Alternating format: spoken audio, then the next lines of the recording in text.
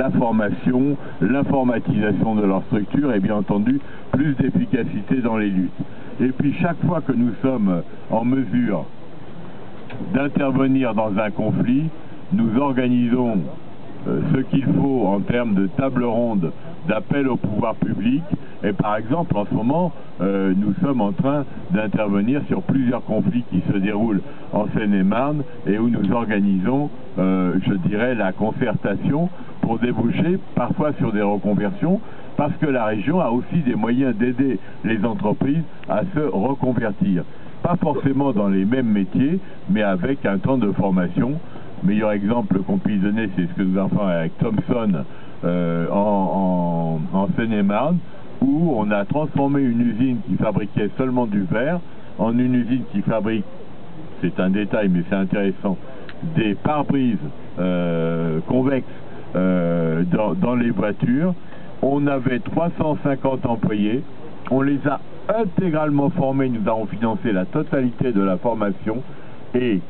nous avons financé aussi une partie de la reconstruction de l'usine et du nouvel outillage. Et aujourd'hui, eh bien, cette usine, elle fonctionne et elle a sauvé l'emploi dans un coin de Seine-et-Marne où quand une usine disparaît, c'est comme en province, c'est la catastrophe. On n'est pas dans cet univers extrêmement actif de la défense. Sur la défense, nous serons, nous, extrêmement vigilants à ce qu'il n'y ait pas une extension inconsidérée, deux, qu'il y ait le logement à l'appui, et il y a des chiffres d'engagement qui ont été pris qu'il faut bien tenir, et puis améliorer les transports. Et là, la bonne nouvelle, c'est que nous avons décidé de financer le prolongement des halls à l'ouest jusqu'à la Défense, puis ensuite jusqu'au Mantois, puis ensuite jusqu'à la Normandie, et la première phase jusqu'à la Défense va pouvoir commencer, puisque maintenant on a fait la concertation publique, on a été chargé du débat public, et c'est le syndicat des transports d'Île-de-France qui va conduire avec la SNCF l'ensemble de la maîtrise d'ouvrage. C'est un dossier énorme, hein, plus de 1 milliard d'euros vraisemblablement, mais dossier capital qui permet de désenclaver et de désaturer les transports à la Défense. Et d'ailleurs, s'il y a plus d'emplois à la Défense demain,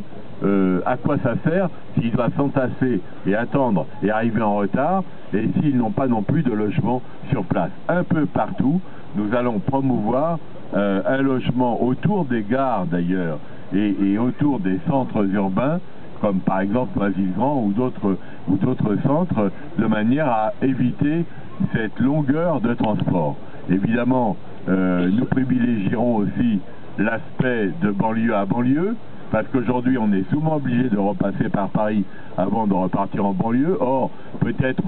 ceux qui m'écoutent ne le savent pas encore, mais il y a 70% des déplacements qui se font de banlieue à banlieue, et non pas